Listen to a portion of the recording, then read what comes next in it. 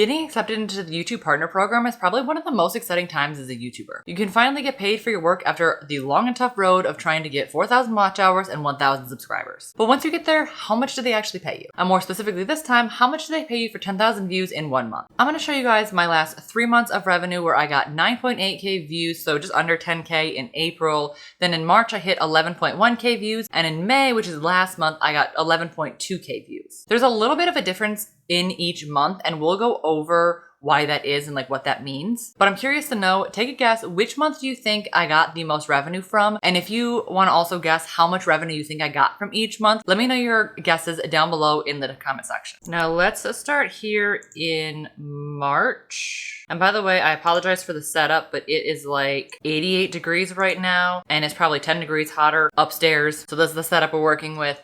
I got my computer right here because it's at least a little bit more bearable down here, but beside the point. We're gonna start in March where I get 9.8k views, and you can see that I took a break at the beginning of the month, so there's a little bit of lull in the views, and then obviously it goes up when I start posting again because that's how YouTube works. And from the 9.8k views that I got, I made $29.84. So even though I wasn't posting, my revenue was still, I mean, it was kind of all over the place, honestly. And I was making like 30 cents some days, but that was the lowest. But I was making like 119, what am I saying? $1.19 there. But I don't want to just show you the basic stats. I want to dive deep into them so we can see everything that's actually going on. So if we go to the revenue tab right here, you can see the breakdown of what my month actually looked like. So my RPM for the month was $4.06. And essentially RPM means the amount of money that I made for 1,000 views. And even though I got 9.8k views, only 7,003 were actually monetized. Because the way that it works is not every view you get on a YouTube video is actually monetized. And let's actually go into a video so I can show you the back end for like how this actually works. So you have 3 different types of ads that you can put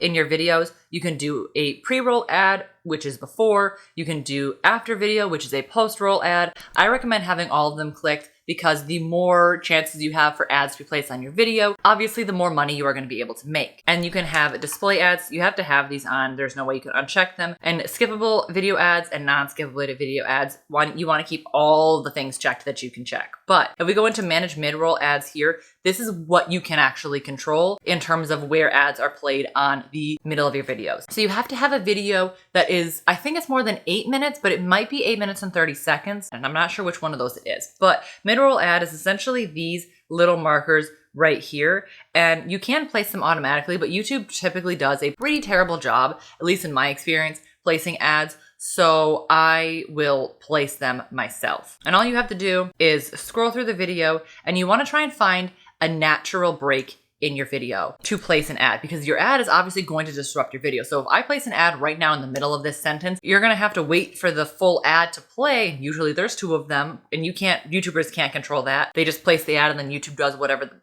they want with that information. So by the time the first or second ad plays, I'm halfway through the sentence. Now you have to like rewatch what the heck I just said in order to get the full picture. So I try to place my ads at natural breaks in the video when I'm moving to a new point, or I take a long enough pause, long enough breath where people can like naturally place an ad. The goal here is to try not to make the ads completely disrupt or interrupt the video, because you want the viewer experience to be the most important part of the video. I use it sometimes almost as a way to reset attention. Or you can also use an ad when you get to something juicy or like the meat of the video right before you make a super important point. You can kind of interrupt yourself with the video ad. It's a sneaky way to get people to actually watch the ad before they watch the rest of the content, because you haven't actually got to the juicy stuff yet. But you want to be careful how many ads you place in a video though, because if you place too many, it's going to disrupt the viewer experience and they're probably going to leave. So you can see for this 22-minute video, I have placed 4 ads, usually a few minutes apart. So 2 minutes and 30 seconds, 8 minutes and 29 seconds, 14 minutes, and 20 minutes. Because sure, it's great that ads make money, but you don't want to turn the viewer off and then never have them watch your content again. Because if you are known as a YouTuber that puts way too many ads in their videos, people are likely going to stop watching your videos because the content is no longer good. And my #1 priority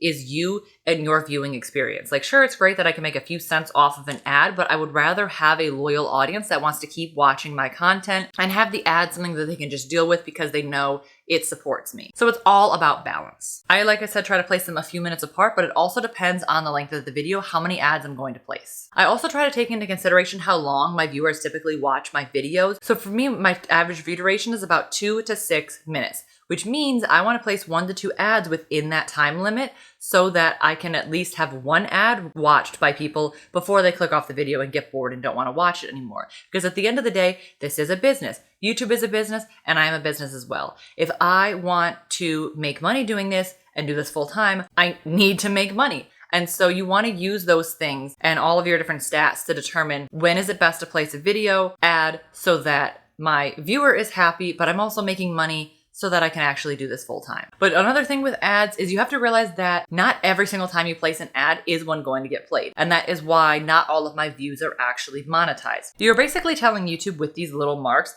hey, I would like an ad placed here, please. And the same thing with these. I would like an ad placed at the beginning and placed at the end. Not every single time is an ad going to play at the beginning in every single slot that you've put in the middle and in the end. And YouTube kind of just takes into consideration a bunch of different factors. We don't really know what all of those factors are, but we can assume that YouTube tracks all of these things that people do on their site. They know how many ads that they have been played for each viewer. They know how many videos you've watched in a single viewing session. So if YouTube sees that you had a bunch of ads played already, they might not play one in the slot that you have specified when a viewer goes to click on your video. Or if there is just no ad to place there, then an ad isn't going to be placed there. We don't really know the specifics of why an ad is or is not played. We can just kind of like assume why. However, it's something to consider that like if you place an ad there, it doesn't mean one's going to be played. But if you place an ad somewhere, an ad is not going to show up somewhere else in your video. So I go back into manage mid-roll ads. If I place an ad at 2 minutes and 29 seconds, one is not going to play at 5 minutes and 44 seconds. So you don't have to worry about them playing randomly when you don't want them to. They're only going to play in these spots, but they might not. Hopefully that makes sense. So now that we understand that, let's check out the next month of ad revenue, which would be April. So I got 11.1K views, and we can actually see the actual breakdown, which was 11,062 views. You can see my other stats here. And I made $38.47. And you can see that I uploaded relatively consistently and made $10 more than I did the month previously, which makes sense because I uploaded consistently. But as I said, it's not like directly correlated. So it's not like one view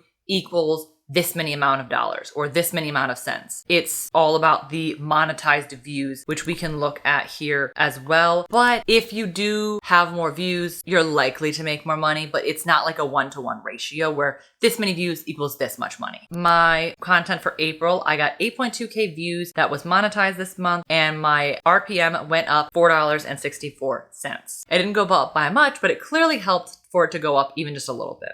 And I really tried to look into why your RPM changes, and I didn't get a solid or very good answer, but here's some of the things that I did here. One of the reasons could be because advertisers are paying less money for ads to be placed on YouTube. And this is going to fluctuate with the seasons. People in the fourth quarter are spending more money because of the holidays and Christmas. So advertisers are paying more to have their ads shown because they want to make money. But in the first quarter of the year, because people spent so much around Christmas, advertisers are pulling out because it's the beginning of the year and no one is really buying. They have an ad budget that they have to spread out for the rest of the year, things like that. This also could be because you have an increase in unmonetized views. And this could come from YouTube showing less ads in your videos, or maybe your average view duration was down, so less ads were seen, or you could be placing ads in the wrong places in your videos. There's a lot of different ways that your ad revenue can go down, and it can also go the other way as well and go up. Maybe you got more monetized views and that's why your revenue went up, which is the case for me this month. It's gonna be really hard to tell with this one because so many different factors go into it. But in my case, 8.2K views were monetized, which is good. And now I wanna go ahead and take a look at May stats. I got 11,227 views and I made $53.83. I got 9.7K views that were monetized this month, and my revenue RPM went up to $5.53, which is why this has been my best month on YouTube since I got monetized in December. And again, I'm not entirely sure why my RPM went up or why my monetized views went up, but I do have a hunch. This video right down here has been absolutely blowing up. I launched this video December 23rd, and that is right when I got monetized. And this video alone has made me $40 which is decent considering I made $53 in 1 month. And if we go to the revenue for this, you can see I got 4.8K of these views were monetized, and the RPM is $8.51. The playback for how much advertisers pay to place ads on my videos is $17.28, which is huge. That is a lot of money. And then when YouTube takes its cut and all the other crap that goes on in the back end, I make $8.51. And you can see the breakdown here too for how much money I made versus the skippable, the display ads, bumper ads, all that different stuff. And that's why I think my RPM is going up, because this video is doing well, and my monetized views are going up because more people are watching videos that are making me more money because the RPM is so high, which is raising my revenue, which is good. And if we go back to the revenue tab here, we can actually see how much money I made in the last 6 months. I made $29.84 in March, $38.47 in April, and then May, $53.83. So it's really nice to see my revenue going up, because in order to cash out on Google Ads, which is what YouTube is, because YouTube is owned by Google, you need to have $100. So I took 4 months to cash out. Technically it was 3, because I made the money in 3 months, but it's also 30 days behind. Whatever I make in May isn't going to cash out until June 20th or something like that. Something towards the end of the next month, because of just the rolling period that they're on. So I was able to cash out in 3, technically 4 months this last time. And I'm hoping that because my revenue is raising, I'll be able to do it in 3 this time.